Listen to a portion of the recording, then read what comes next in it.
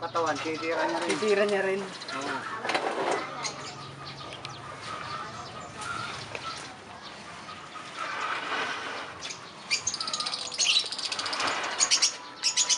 Tumingin ko eh. Sumang mati dito.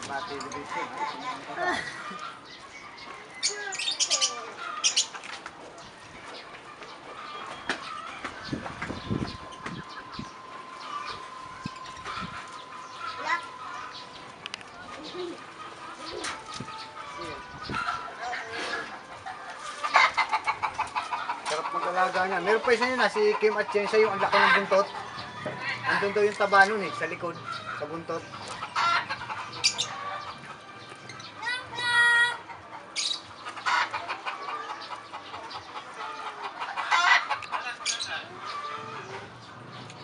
May nagre-renta.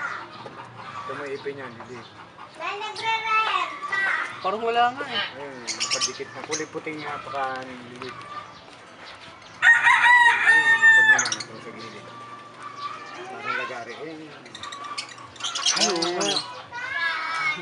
Liliit. Kaya pag kumagat siya putulagad, dahil magkakadikit. Pino. Yung Nagari. inabot nga minsan yung ganito ko, diwa eh. Yung pagkagat niya. Hindi, sabi ko parang blade.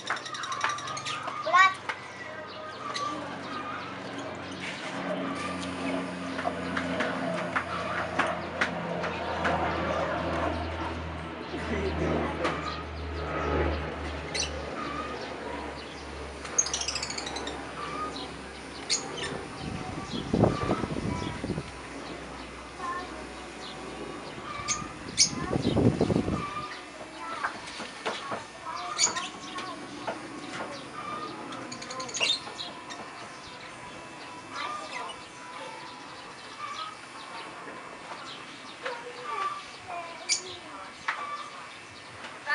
Ulat.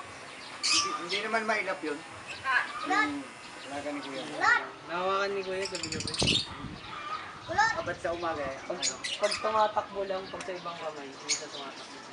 Eh, pag naipit na yung buntot, baka maputol. Dapat sanay ka rin mag-hawak. Pahiga-tigon. Malambot lang yung mga hawak mo. Lambot pa naman yung buntot nun. Ulat. Si Hindi na lang yung taba niyan eh. Oo, andun yung tabang. Ulat.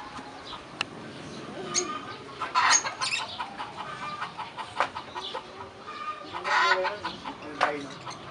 Ay, strike yung buntot. Hindi yung green eh. Yung kasi ang dugo ng green. Pag green ang kulay, dugo ng green. Ano tayo sa ano, di ba yung spider? Pag green ang spider mo, mabangis yun.